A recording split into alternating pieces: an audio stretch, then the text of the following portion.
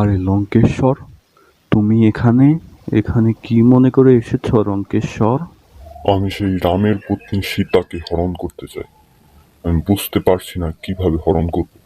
আমি আপনার কাছ থেকে জানতে চাই যে রামের সবচেয়ে বড় শক্তি কে?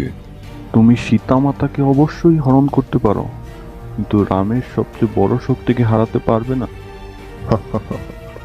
মনি ঋষি, আপনি হয়তো ভুলে যাচ্ছেন আমি কে। আমি লঙ্কেশ্বর, আমার কাছে কোনো কিছুই বাধা মনে হয় না। তুমি যদি এতই জানতে চাও রামের সবচেয়ে বড় শক্তি কে, তাহলে আজ তোমাকে বলেই দেই, রামের সবচেয়ে বড় শক্তি হনুমান। আপনার কথা অনুযায়ী আমি আগে হনুমানকেই হত্যা করব। রাবণ খুব রেগে হনুমানকে হত্যা করার জন্য রওনা হলো।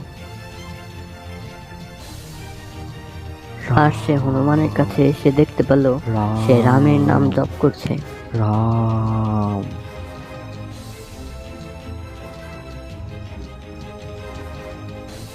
এই দুর্বল বানর!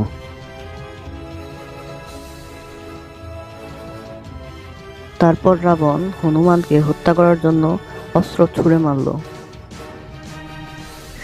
হনুমানও রামের নাম জপ করতেই তাকে রক্ষা করার জন্য এক একটা অস্ত্র বেরিয়ে আসছিল।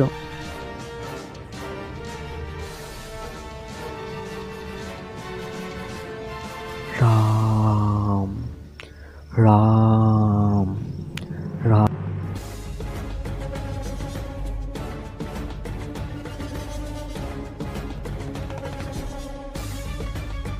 রাম রাম।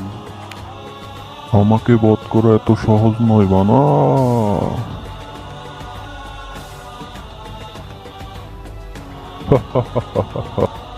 এখান থেকে চলে যা বানর, নয়তোকে এখানেই শেষ করে দেব।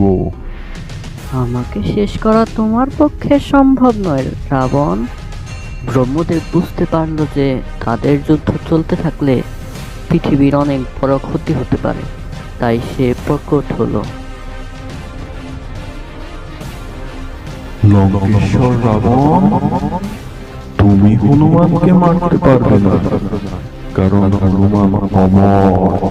হনুমান তুমি নিজেও লঙ্কেশকে মারতে পারবে না, কারণ তোমার হাতে তো তার মৃত্যুই লেখা হয়নি। তারপর তারা বুঝতে পেরে নিজেদের যুদ্ধ বন্ধ করে দেয়। আরো কার্টুন দেখতে হলে সাবস্ক্রাইব করে পাশে থাকুন।